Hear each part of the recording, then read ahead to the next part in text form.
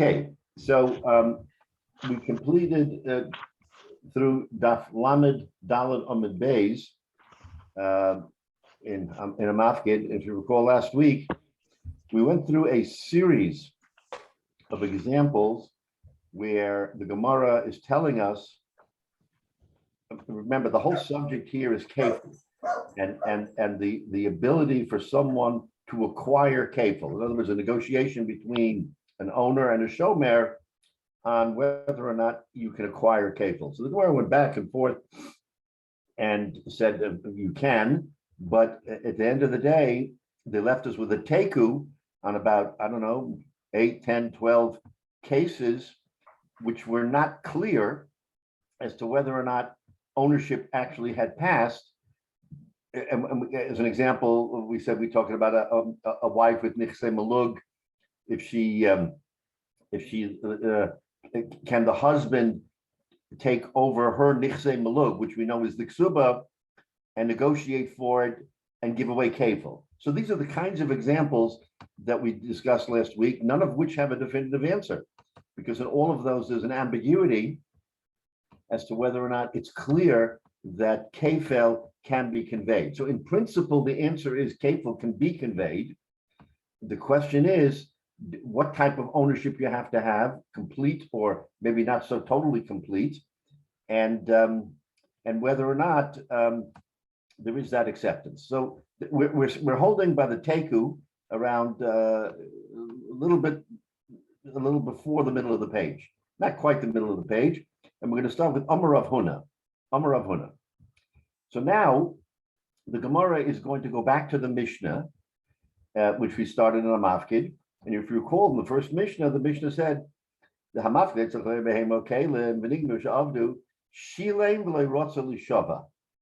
if he pays and he doesn't want to swear, then he's entitled to do that. And then the Mishnah goes on and talks about kefil, who owns kefil at that point in time. But you have the right to pay and not to swear. What swearing are we talking about? What's the shvuah? So the Rashi, right in the Mishnah, tells us that very first Rashi, going back to the Mishnah, Hamafkid v'rotza l'shava, shvuah shomrim, shelo pasha v'shelo sholach bo yad, shehayachal lifter b'shvuah zu. In other words, the shvuah that we're talking about is a shvuah that the shomer makes that he himself did not convert the object. In other words, he liked it. So he said, okay, so big deal. I'll take it and I'll wind up paying for it. That's not permissible. And that's the subject of what our Gemara is going to be talking about, is that shvuah that he didn't himself convert it and take it. Amar Rav Huna, says Rav Huna, Mashbino so shvuah she'ener b'rshuso. He has to make a shvuah, the shomer does, that it's not in his reshus. That's Rav Huna's take, and so he makes that definitive statement. That's the shvuah, that it's not in his reshus. He didn't himself convert it. So Rashi says, Mashbian also, Kediktani Shilein, Afapishu Mishalem, Midiktani Shilim Levatza Shava, Mashbian also, Shvuah She'ena B'Shuso. Not only does he pay for it, you think, what's the big deal? He paid for it. It's over. No. He has to pay for it and swear that he didn't convert it, that he, so to speak, didn't buy it from under the owner. That's how much we are particular that a shomer should not, even though you can justify it in his own mind. What do you mean I paid for it? What's the big deal? I paid for it. The owner got what he was supposed to get. Why can't I have it? Teretz, it's called shvuah shomrim, that you're not allowed to do it, and therefore, and that's Rav Huna's, that's his edict. So now the Gemara, we're going to learn a Mishnah in Shvuah, so a very interesting Mishnah, and I'm going to forewarn that we're going to go into detail into the Mishnah, and when we finish the Mishnah, not unlike other circumstances that we've had, we're going to go over this Mishnah carefully, and only at the very end are we going to ask the kasha on Rav Huna. Another Mesa, the Gemara says, Mesa, I have a kasha on Ravuna. So we're going to have to sort of slog through this Mishnah in detail to get to the end of the Mishnah and then ask the kasha. Okay, just a forewarning. We've had this before, by the way, where the Gemara goes into great detail on what seems a tangent, and at the very end, it ties together the loose end of what we're talking about and asks the kasha. Okay, Meisvei, it says that this is a Mishnah in Shavuos. Amalve is chavera ala mashkin. If a person lends money, Jay, I lend you $100 al hamashkin. You give me collateral. Okay, the collateral. We'll see what that collateral is. The other hamashkin, the malve, I lost the mashkin. So what am I? Am I a shomer here? L'chayra, if I lend you money and you give me a mashkin, I'm a shomer, I'm the mashkin. So I have an din of shomer. Okay, the other mashkin, and then the malva, me, I say to you, you know what? I lent you a sela, shekel hayeshaveh. Now a shekel is a half a sela. Okay, so we'll identify the values. 2 shekalim make 1 sela. So I lent you the money, you gave me a mashkin, I lost it. But wait a minute, not only did I lose it, but I say, wait a minute, what you gave me wasn't worth a sela, you gave me collateral for a shekel. So there's still a shekel of value that you owe me. But so in other words, give me a shekel, give me another shekel to cover my loss. V'halo omer, and you, Jay, the borrower, say, lo, kiela sela havisini olav, sela hayeshaveh. No, you lent me a sela. I gave you a mashkin for a sela, and now it's lost. So I owe you nothing. Says the Gemara, says the Mishnah over there, potter. What's that potter? He doesn't have to make a shvua. Why doesn't he make a shvua? Because the Torah tells us that the only time, you can't come to me, have a taina on me, I deny the taina, and you say swear. That doesn't work in halacha. What works is, if you come to me with a taina, and I do not amaida in some fashion, in other words, might have been mixas, or I say, it wasn't worth a sela, it was worth 3/4 of a sela, or it was worth this, or it was worth that. Only when there is a denial of the full amount is there a shvua. That's a halacha, because otherwise people would come running around to everybody, accusing them and making them swear. And swearing, we know from our discussions in the past, is a b'shas adchak. People don't want to swear.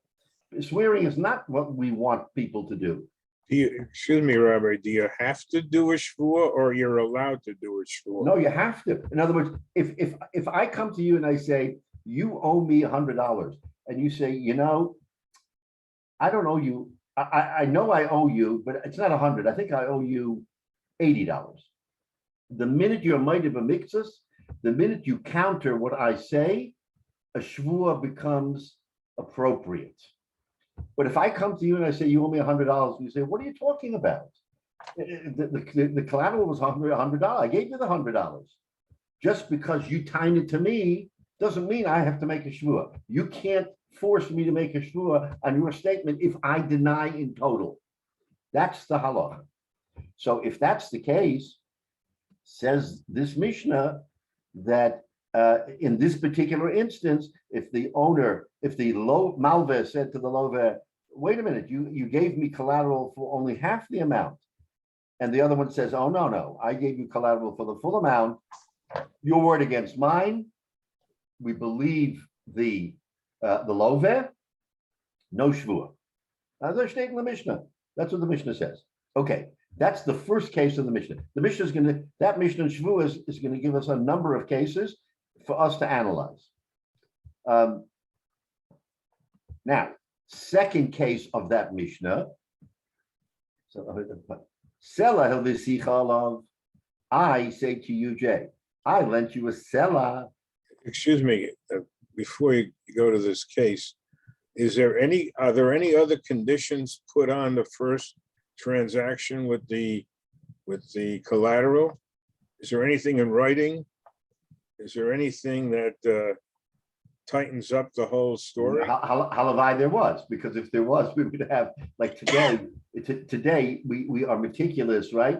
The lawyers get paid to dot every I, cross every T, and then the redot and recross. In other words, we want to make absolutely certain that it's airtight.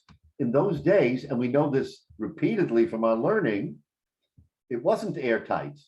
And that's why we had the problems, because maybe it was the Lashon wasn't so exact, or maybe they didn't quite document it correctly. But if the Bezdin, who's the Bezdin going to believe? That's really the question. You're hitting it. Who's the Bezdin going to believe? Me because I tinied it, or you because you responded and say, "What are you talking about? You would never have lent me a seller if I only gave you a collateral for a shekel. Why would you do that? You want to make sure your collateral is intact. If I lend money to somebody, am I willing to lend $1,000 and only get $100 back in collateral? I mean, that's kind of foolish. At least we would look at it and say it's foolish, because worst comes to worst, I walk away with $100. What happened to my $1,000? So l'chayra, you could say that it should be equal, but without definitive proof. So the Gemara gives us a big chiddush. No shavua is intact, or no shavua, bless you, is appropriate if there is complete denial, regardless. Okay, now there's a second case.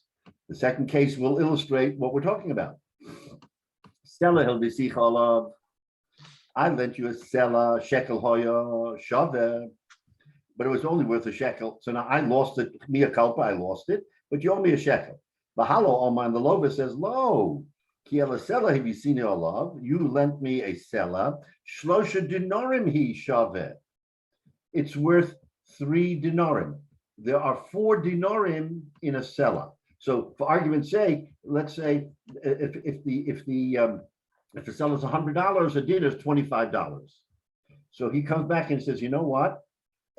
To be fair, I'm going to tell you that I know that what I gave you wasn't worth a sela. It was worth 3 dinarim, meaning 75%. Now he's opened the door to a shvua, because he is being moided b'miktsas. He's actually admitting that it wasn't 100%. So in that second case, and in that second case, then so in that particular case, chayiv, he's chayiv. He's chayiv a shvua. Why? Because he is moideh b'miktsas, and he has to pay 25 or 1 dinar, which is equivalent to 25% of the value. So now we have 2 cases in the Mishnah where the malveh is tining to the loveh, you owe me money. In one case, we say the loveh does not have to make a shvua because he wasn't moideh. And in the second case, he has to make a shvua because he was moideh b'miktsas. Fine. That's the first 2 cases of that Mishnah in Shvuos. Now, the Mishnah there goes on and now flips the switch. Now we're going to flip the other way. What does that mean? Sela hil bisani alav. The malveh says to the loveh, I lent you a sela, beis hayeshaveh, but it's worth 2 sela. In other words, I gave you double the amount of what you owe. So who's going to have a taina here? The loveh.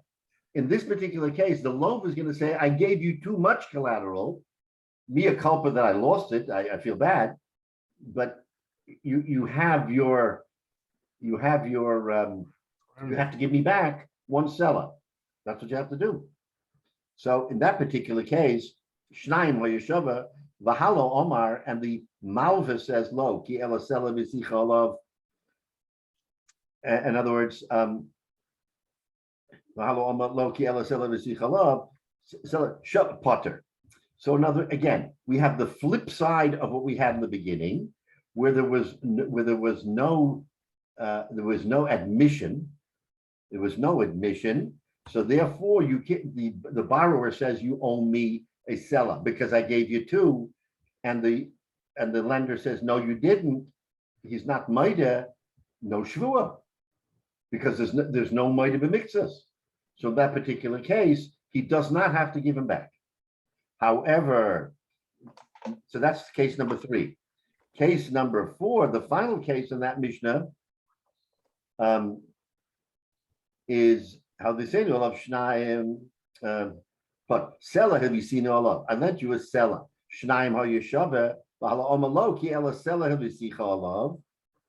I borrowed a seller. Hey dinarim ha yeshava. My collateral was worth 5 dinarim. One more.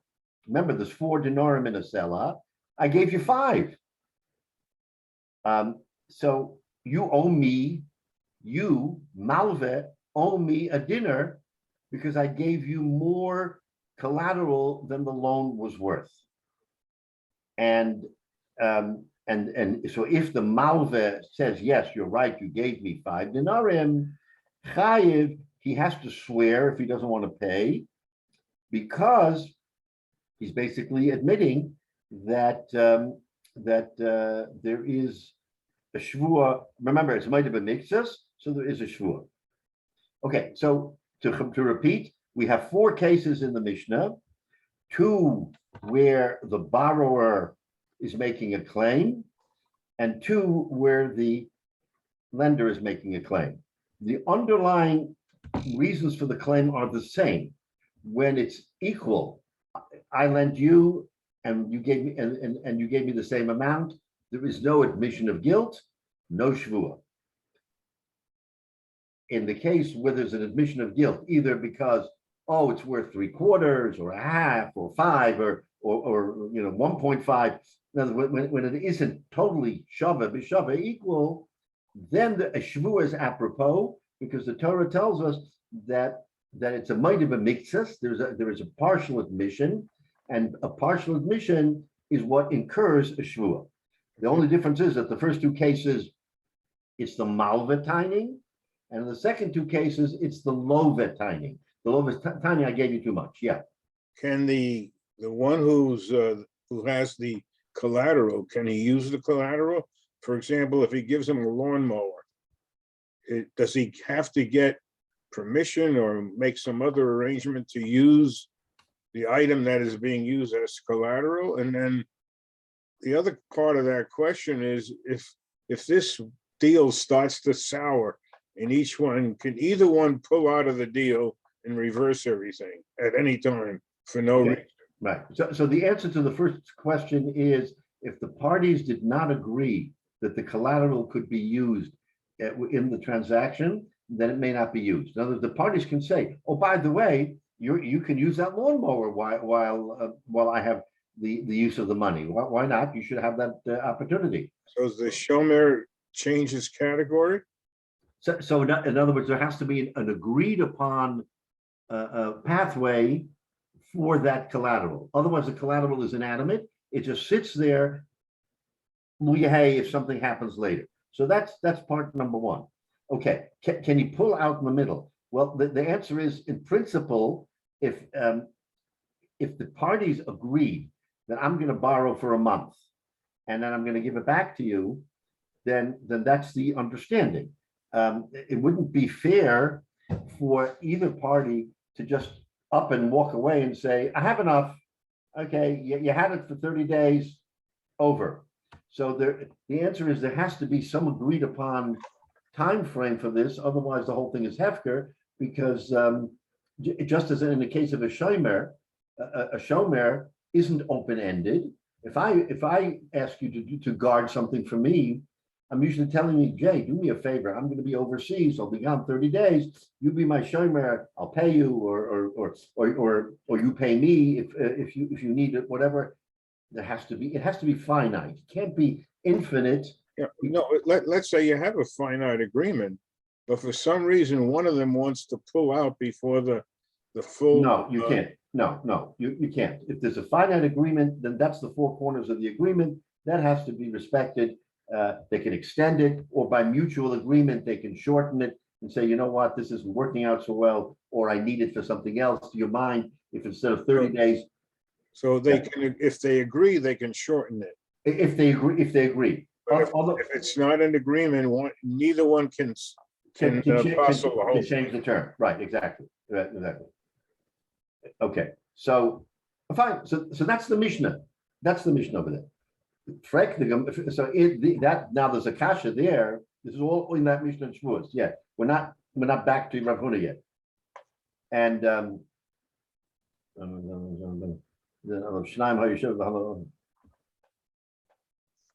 okay, now so the Mishnah there asks a kasha.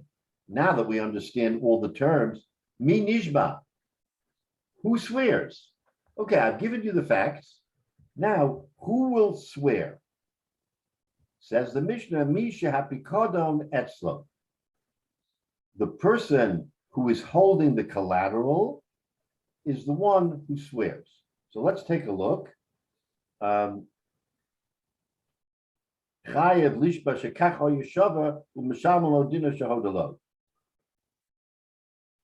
Okay, okay, so that the definitive, the one who is holding the pikadon has to swear. That's in addition to the four cases. That's what the Mishnah says. Why? Why? This is very important.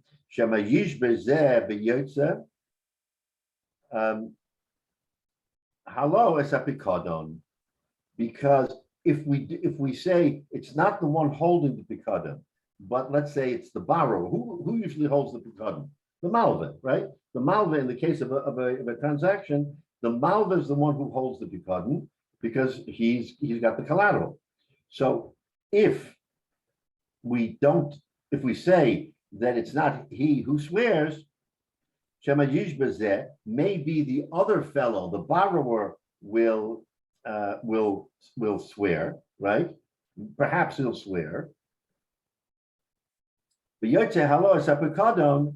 And the malva will produce the pikadon, and it'll turn out that the lova was not telling the truth. In other words, the Mishnah is telling us we're super careful, because if we allow the lova to swear, and it turns out that he didn't say, he wasn't correct, listen to this, he will forever be barred from testifying in court, because the court will call him a shakran, that he lied, and it will impugn his integrity, and he'll never be able to bear witness for the rest of his life. That's how far the Mishnah says we go, and therefore we can't allow that. We can't allow, maybe he made a mistake, maybe it wasn't accurate. So it's the one with the pikadon who has to swear. This way, if there is an inaccuracy, it's not the love who is being impugned. That's how far the Mishnah goes to protect the love, that he should not be basically removed from the future chain of events if ever he's called to testify as a witness. That's what the Mishnah says. So we have to accept that. That's why the Mishnah asked the question, who swears? What do you mean who swears? Does it matter who swears? Yes, it matters, because possibly, whether it's intentional or not, he may trick him. The malva will say, go ahead and swear. Swear to me that it's worth a sella, or swear to me that it's worth 5 dinarim or whatever. And then once he swears, oh, I'm 100% certain. And then he'll bring an expert who'll come in and say, you kidding? It's not worth 5, it's worth 3. Now he's lied, and that impugns his integrity. So you see how wide the Gemara goes, the Mishnah there, to make sure that he's not. Okay, so that's okay. That's the Mishnah. Now it goes a little bit weiter. What's further? Remember, the Mishnah gave us 4 cases. First 2 were the lender, one where he doesn't swear because there's no motive in miktas, one where he does swear, and 2 love, one where he doesn't swear because there was no motive of mixus, and one where he does. Those were 4 cases. Frek the Gemara, ahai. On which of those 4 cases does this principle that we just enunciated, that mi nishba mi shepakadin etzlo, apply? Does it apply to all or to one? So now the Gemara is going to get into the particulars, and we want to understand of which of these 4 cases does that principle apply. So what do we have? We have 2. The Mishnah is going to be broken down to a seifa, a reisha, and a seifa. The reisha will be 2 cases dealing with the malveh, and the seifa of that Mishnah will be the 2 cases dealing with the loveh. One where he doesn't admit, and one where he does admit a motive of mixus, right? Ahai, says Rashi. Ahai ko mi nishba diktoniba. Okay, so now let's go into ilema seifa. If you say it goes on the seifa, what's the seifa? Where the borrower is the one who is saying you owe me money. B'tepikle de shvua gabe malvehi the kahamoda b'mixas ataina, and you're going to say, you know what, that it's the malveh who has to make the shvua, because he's mighty b'mitzvahs.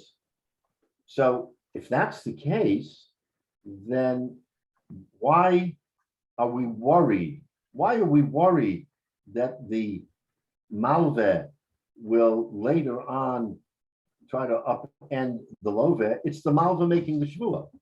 In other words, what the Mishnah said is who swears. In other words, we do not allow the loveh to swear, because Misha Pekadin Etzlo is always the malveh. The malveh is always the one who's holding the collateral. That we know in this particular case. So we're afraid that if the loveh swears, the malveh will pull a fast one, and they'll say, "Oh, you swear that it was with such and such. Take a look. Get all the experts, and they'll tell you no. And now we impugn your integrity." So if you're going to say that it's the seifa, meaning it's the malveh, then what's the problem? If it's the malveh, then the loveh is always protected, because the loveh isn't going out on a limb to say something that he shouldn't. It's the malveh who's going out on a limb, and the malveh himself. We're not impugning his integrity, okay? It's the loveh that's integrity we want to impugn. So gavamal the talk might even mix a taina. So it can't be the seifa. In other words, the Gemara is trying to understand when it says that this doctrine of Misha Pekadin Etzlo, which of the 4 cases does it apply to? So the Gemara says, oh, you know what? Maybe it applies to the seifa. Says the Gemara, it can't apply to the seifa because there's no jeopardy. There's no jeopardy here. What is the malveh going to jeopardize? Right? He's going to say it's worth a sela, or it's worth 5 dinrim, or whatever he says, and he's the one holding the pekadin. It's not as if the loveh is going to go ahead and chase after him. So says the Gemara, so it can't be the seifa. Ela mishmul areisha. This principle has to apply to the reisha of the Mishnah. What's the reisha of the Mishnah? The reisha of the Mishnah. So there were 2 parts. One where he said it was worth. Let's say, a sela, and he argued, and in other words, there was no motive of mixus, so there's no shvua. So my reisha, how can it be the reisha? The reisha itself, there is no shvua, because I say this and you say no, and there's no motive of mixus. Says the Gemara, a seifa the reisha. So it has to be the second of the 2. What was the second of the 2? If you remember, the second of the 2 was the malveh said it was worth a sela, and the loveh said no, it was worth 3 dinrim. If it's worth 3 dinrim, then he's mighty b'mixas, so he has to make a shvua, right? Because he didn't agree on all 4s, and the Torah says the only time you make a shvua is if you counter what the other fellow is saying. So if you say a seifa the reisha, what is the seifa? And what is the seifa of the reisha? Sela v'zichalav shekel hayashava v'halo omaloki elasela. You see no shlosha dinrim hayashava chayiv. He's chayiv. The shvua gabe loivehu. Okay, so that makes sense because he's might have been mixes. The Amar Rabbanon. On this example, the rabbis say the shtava malve shemeyish bezeh v'yotze halo es apikadon. So here's the chap. So because we are so careful not to put someone in jeopardy, in the seifa of the Reisha, if the borrower swears, right? That's the case. He swears and says, it's three dinner, and I owe you a dinner. Now, the Malva himself is the one who's the Pikadon Etzlo. He's holding the Pikadon. What happens if he brings proof that it wasn't three dinrim? He'll impugn the integrity of the Lovet. Says the Mishnah, we don't allow him to impugn the integrity of the Lovet. So listen to this. We switch the Shvua. The Shvua goes from the borrower to the lender. And the lender is going to swear and he's going to say, no, it's not worth, it's worth a shekel. In other words, we're not going to allow the borrower to swear. We're going to protect him, even though he may be 100% right because he's sure it's worth 3 dinrim. But we're going to protect him from himself, that he shouldn't put himself in a position where if he says it's 3 dinrim and the Malva later pulls out witnesses to say, it's not 3 dinrim, it's worth a shekel, that he's going to impugn. So rather than impugning him, we're going to say, no, we're going to switch the shvua from the love to the malve, even though the malva is holding the begotten. And by the way, the malva will make out on this because the malva is saying it's worth more than 3 dinner. It's worth a shekel, meaning an extra dinner. We'd rather that the lova owe him an extra dinner rather than the lova making a mistake and being proven false later, and therefore being forever impugned from swearing. That's the chiddush.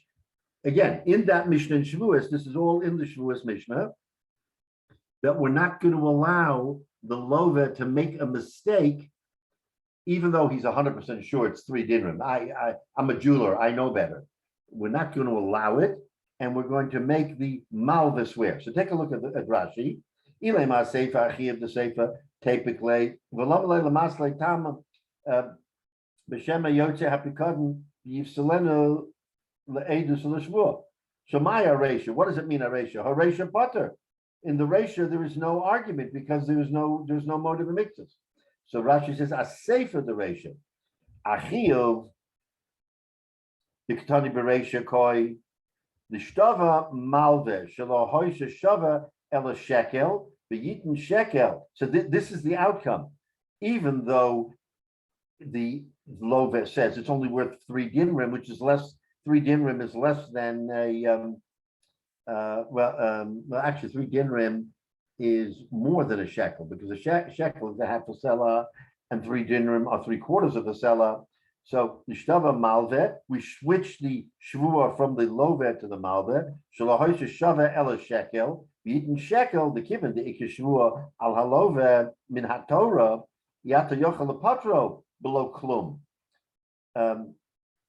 Umishum tikin olam shlo yisrael yisrael shekula l'shvua minei v'shadia amalve. So that's the chiddush that we do a little bit of a massage over here. And we say that even though the love is the one who should make the shvua, but since we're going to protect him from himself, we're going to say no, that it's the malva who has to swear, and this way there will never be a situation where you can impugn the integrity of the love. Okay. So Rabbi, Yeah. they're protecting him from all the future consequences of being labeled Right. a liar. So apparently there's no concept here of the distinction between an honest error versus an outright lie. Right. Because we never know whether in fact he just made a mistake. And you see how far, and we've had this before, the conceptual, a yid shouldn't be found by a sheker. So if we can manipulate a little bit and we can say, you know what, he's 100% certain, but in the interest of excessive caution, we're not going to let him make that shvua. Because what happens if he's wrong? Even though he says, I'm 100% right, don't worry about me. But he said, but what happens if he's wrong? And we say, Misha Pekadin Etzlo, and then the Malva is going to come and show him to be wrong, that this fellow is for the rest of his life, he's considered a shakran. Says the Gemara, we can't allow that.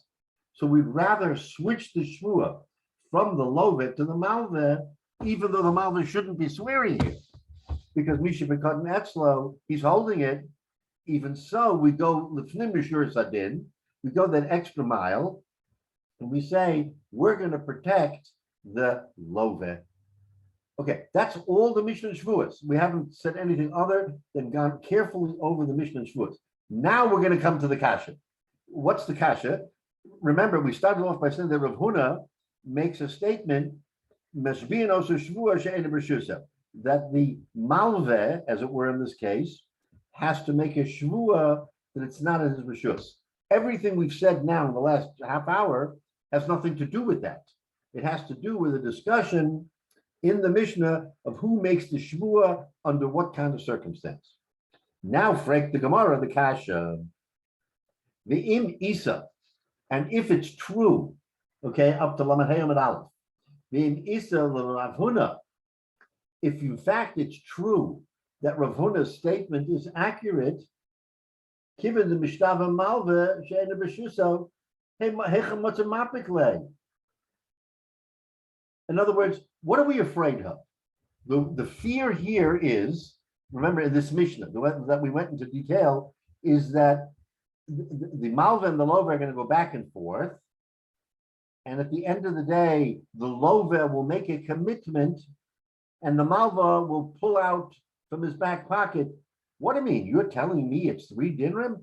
It's a selah or shekel or whatever it is, and he's going to impugn the Lova. But if it's true that according to Rav Huna, that given the Mishtaba Malva, if the doctrine of Rav Huna is the Malva has to make a shvua she'enu b'shuso, how can it ever happen that he'll pull out and show the Lova to be untruthful? He doesn't have it. You hear the kasha. The kasha is this whole Mishnah is basically, forget about it. Why are we even discussing this Mishnah? If Rav Huna says that it's incumbent on a malva, in our circumstance, to make a shivua that he doesn't have it, he didn't convert it. If I don't have it, how will I ever prove you, Love, wrong? You're telling me it's worth 3 dinner, and I say no, it's worth a seller.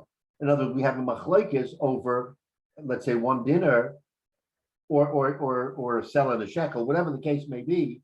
That will never come to fruition because I already swore that I don't have it. If I don't have it, I will never prove you wrong. So the kasha on that Mishnah is, if you hold of Rav Huna's doctrine that in this case the malve has to make a shvua she'ena b'shuso, he can never pull out a fast one and say, "Uh-oh, I got you. You're wrong. Take a look. Let's bring it to a jeweler. Let him evaluate it." Can never happen. I don't have it. That's the kasha. That's the kasha of all of this preparation on the Mishnah. Therefore, it must show that Rav Huna is not correct.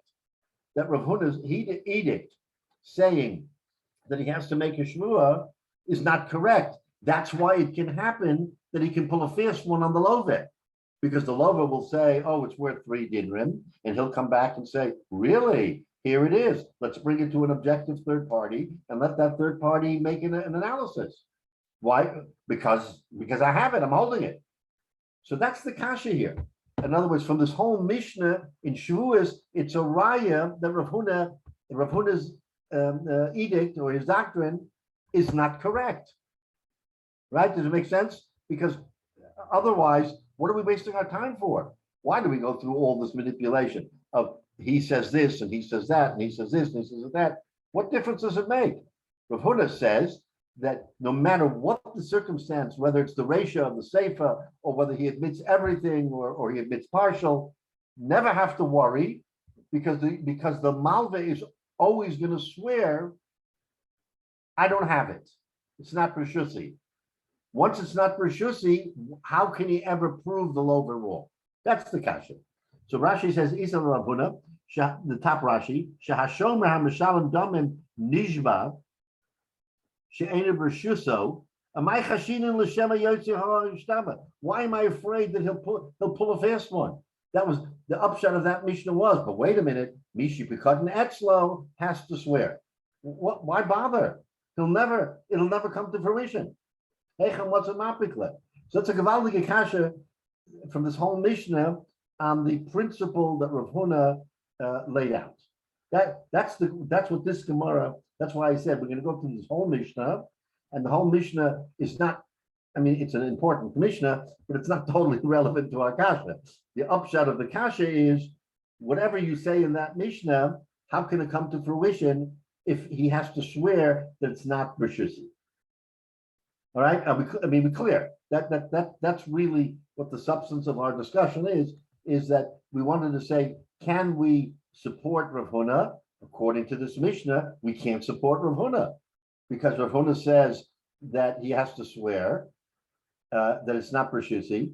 And if it's not Rishusi, then how can it ever come to pass that he can impugn the integrity of the lova? He can't impugn it because he doesn't have it. He swore, I don't have it. Okay. Rabbi, why did it have to go through all that to make that determination? Because that was implicit in Rav Huna's position from the outset that the malva, since he didn't have possession, was not, you're not going to be able to prove or disprove. Right, but remember, Rav Huna was not a party to that Mishnah.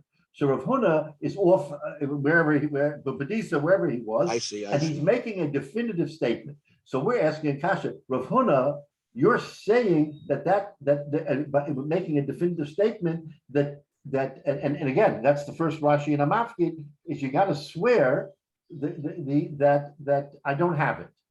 Because the whole question was, even though a person wants to pay and not swear, remember, we said swearing is not something that we Jews like to do. We shouldn't make shvuas. Okay. But there's one shvua that is incumbent upon you to make in a transaction. What is that? That I didn't convert it. In other words, even though you say I'll pay, so now no more shvua, that's fine and good, but you have to make a different shvua, and the shvua is I didn't convert it. I didn't take your object and pay you fair market value because I want it. Once you say that shvua is incumbent regardless, then that Mishnah, which has nothing to do with Rav Huna, comes into play. Okay, now we're going to say, does he make a shvua? Does he not make a shvua? So the Gemara says, what difference does it make? He's already making a shvua that he didn't convert it. So the whole Mishnah, according to Rav Huna, is now moot because it can never come to pass that he will impugn the integrity of the love because he already swore I don't have it. We're only worried that he'll pull a fast one that once the love says it's worth such and such, he says, okay, now I got you. Here it is. Take a look. Let's bring it to a jeweler and let the jeweler determine what it is. That's not happening. You just swore you don't have it. You can't bring it to a jeweler. So in other words, Rav Huna is outside the Mishnah. So we go through this whole Mishnah, and now we're going to say, but Rav Huna, you said something that isn't accurate. You come and say that you have to make a shvua, then why does the Mishnah say that Mishi Pekadin Etzlo, that the shvua applies to who has the Pekadin? If the Malva has the Pekadin and he swears that he doesn't have it, we're off the hook, right? That's the chap. That's the beauty of the chapim. Okay, so that's the kasha that the Gemara wants to ask. So now we have a dilemma. How do we deal with this? So the answer to the Gemara on the top of Lamed Ham and Aleph, Omar Rava says Rava sheyesh edim shenisrafa. Okay, we're adding a new wrinkle, and we're going to say that there are edim shenisrafa, that the collateral was burnt in a fire. Okay, so what does that mean? Rashi, sheyesh edim shenisrafa, the hashta lo shtavinu shahari hevi edim. So why does he have to swear? What's he going to swear, that I don't have it? The edim just came. What's better than two edim? I mean, you can swear all day long, but if two edim come and say, you know what, there was a fire in that house, and everything was burnt. So what am I going to swear? I'm going to swear that I don't have it. It was in the house. It got burnt. So, in other words, says the Gemara, that we're going to try to wriggle Rav Huna out of this, because otherwise it's a steer on Rav Huna. And said, no. Really, we hold like Rav Huna, that what? That it's that you have to make a shvua that you didn't convert it. Why don't we make a shvua here? Because we have something better than a shvua. We have shtei edim who come. And remember, we've said that in the list of from best to worst, there's nothing better than edim. Edim is better than a shvua, because with a shvua you have to believe him, right? I mean, I can make a shvua and you're going to believe me, but isn't it better if I don't have to make a shvua and you bring two edim and say the objective witnesses who make the statement that I would have to make in my shvua? In the order of magnitude, edim are the best. Says the Gemara, we're talking about, Rava says, you know what, there's no stira. Remember, this is a stira. Rav Huna, the Mishnah says what? That he has to make a shvua, or the Mishnah says that he has to make a shvua that he didn't convert. But so according to this Mishnah and Shavuos, we see we don't paskin like Rav Huna. And for the Gemara, no, you really paskin like Rav Huna. Why doesn't he have to swear here? Sheyesh edim shenisrafa, because we have something better than a shvua. We have two edim. Okay, I like that answer. So it's not a stira. Frek the Gemara, Ihacha mehecha ma'aselei. Okay, you're right. We just answered that it was burnt in a fire. If it was burnt in a fire, Frek the Gemara, then how can it ever be Rav Huna's circumstance where he pulls it out and slugs up the lovet? It can't be. It was burnt in a fire. In other words, the same kasha that we asked before, we're going to ask now. We're going to say, if in fact, we're not going to slug up Rav Huna and say Rav Huna is wrong, but we're going to say, in Rav Huna's circumstance, how can he ever prove the lovet to be untrue if it's no longer here?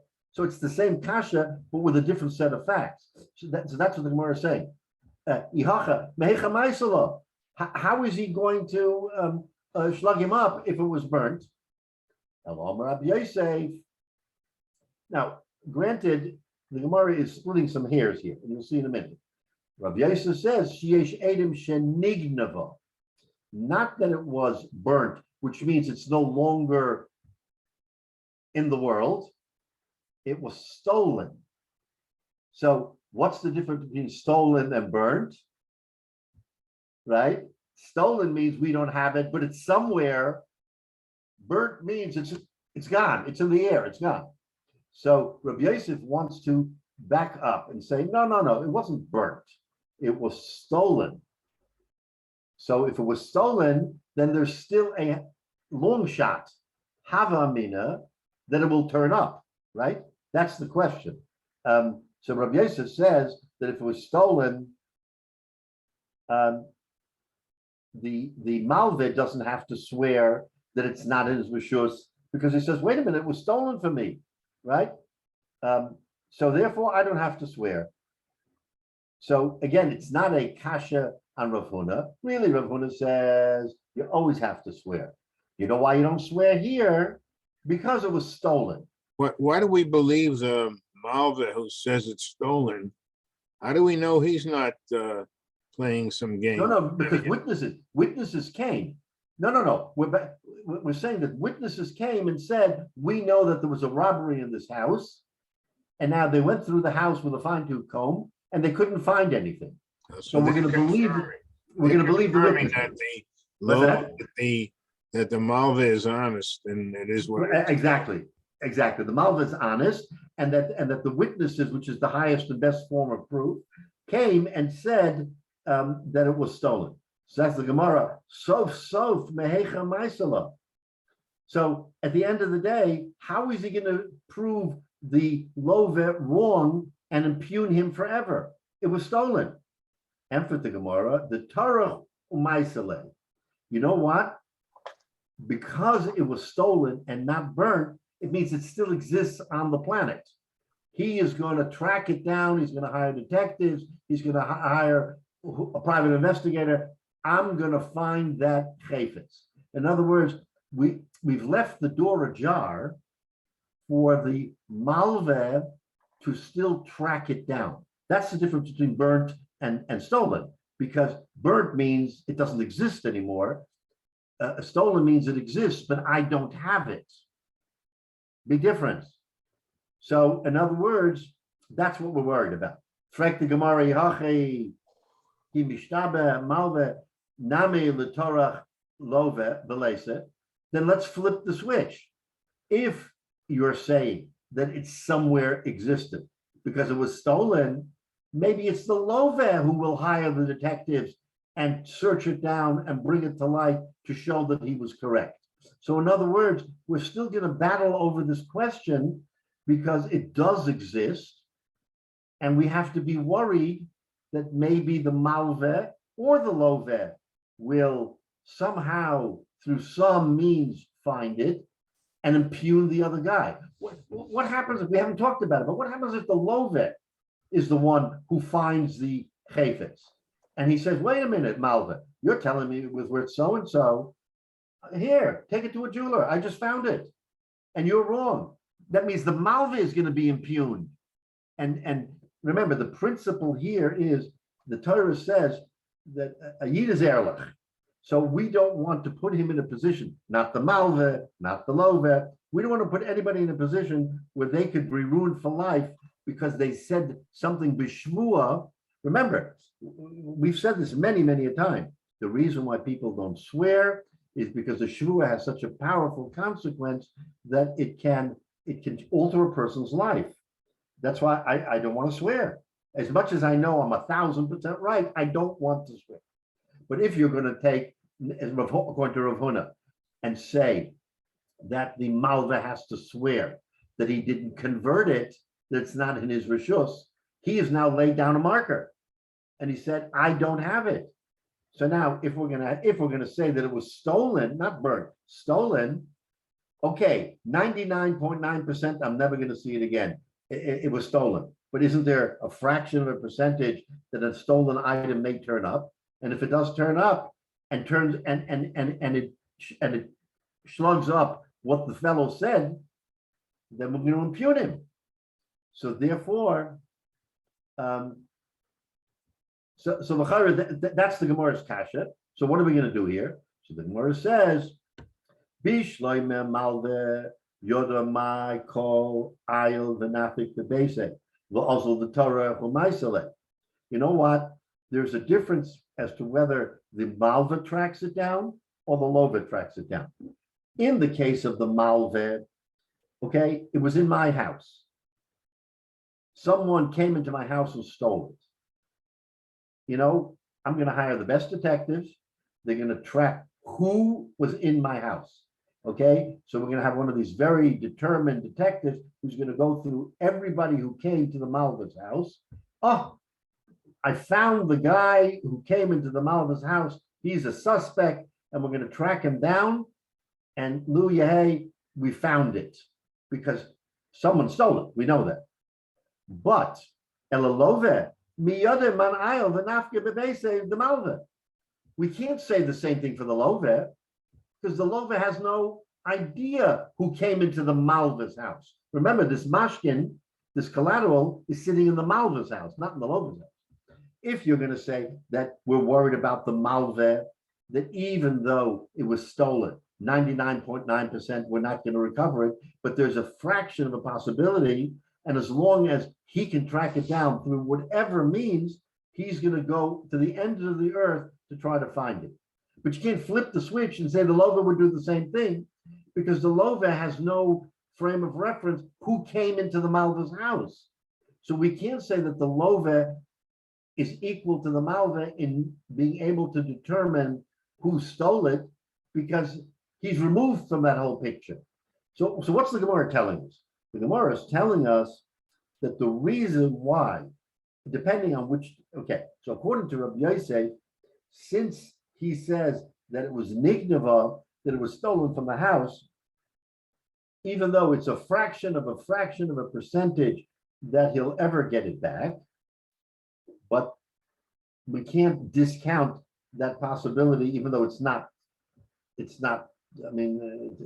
likely, but since it's possible, even remotely, that he will track it down, we require the lender to make the shvua, because the lender will never be able to impugn the borrower. And again, that's the objective. The objective is to protect the borrower from himself, as it were. He's 100% sure, I'll swear, I have no problem, it's worth 3 dinrim, I know, because I'm a jeweler and because I've spoken to other jewelers, and there's no question it's 3 dinrim. But what happens if the Malva produces someone who says it's not 3 dinrim? Puts him in jeopardy. So the Gemara, again, this is a beautiful example of what we've said again and again, many times in the Gemara, is that the Torah goes out of its way to protect a Yid, that he should not be in a position, even though it's a fraction of a percentage, that something will happen, we still don't want him to be in a position where it could backfire. Therefore, the principle is, Misha Pekadin Etzlo has to swear. Once we say that, then we know that even that the Lover will always be protected. And if the Malva swears, okay, he's wrong. But there's not going to be that same consequence as there would be on the Lover. So okay, so we're going to stop because that's the answer to this question. But again, you see, going through this, how detailed the Gemara is in breaking down for us an understanding of Malva and Love, and then coming to the conclusion that depending on what it is, how do we view the relationship between them? And the Gemara says that's why that Gemara over there says in Shavuos that it's that according to Rav Huna, he has to make that Shavua. That Shavua is inviolate. He can never get out of that Shavua, because even if it's a fraction of a percentage, that it'll appear, and we're not worried about it because it's not even on the radar, but the possibility exists. Therefore, he has to swear and say, I don't have it. Now, we're going to see from Mitchum when we go weiter that there is still a caveat on this, and he can squirm through, I don't want to say more, but there's still the possibility that this Malva can somehow make trouble. So that we'll leave that for next week. But as it were right now, we're saying definitively he has to make the Shvua, and even if the Shvua should be on the Love, the Torah protects the Love by switching the Shvua from the Love to the Malve, so that the Love should never be in jeopardy. It's not ironclad. Say it again? It's not ironclad. It's not ironclad. Right. Even when you think it's ironclad, it's not ironclad. Right. And I guess what we learn from this is that the Torah tells us there aren't really any absolutes, because there's no such thing as only the Rabbi Shalom can say there's an absolute, and there's no way. Once you're dealing with Basar V'Dam, with people, even if the fraction of the percentage is so minuscule that you wouldn't even consider it. You went to court today, and you went with this kind of circumstance, the court would weigh it and say, no, of course not. There's no shaykhs, there's no potential here of there being a problem, and I'm not going to allow a decision based on something so remote that you won't even consider it. Yeah. But al pi halacha, that's not our position. Our position is that al pi halacha, once there is a crack, that crack has to be sealed, and if it's not sealed, then it has to make a shvua. Now think about this. You're weighing this against the shvua, and you know how we feel about a shvua. A shvua is something you never want to make. But nevertheless, we're saying that according to Rav Huna, even if it's a fraction of a percentage, the fact that it exists is enough in the Torah to say, you know what, we're going to make a shvua. In the real world, no. In the real world, no. It's not going to happen. But the Torah wants to protect that lovev, and so therefore Rav Huna's position. Now, if it's burnt, you might say, okay, if it's burnt, it doesn't exist. There's no way it can exist. That's still not 100%. But we asked the question. So therefore, we're talking about where it was stolen, and when it was stolen, then there is a slight opening, and that opening has to be sealed, and therefore Rav Huna's edict is valid. So that's. Oh, Yeah, I mean, just to appreciate how detailed the Gemara can be. yeah.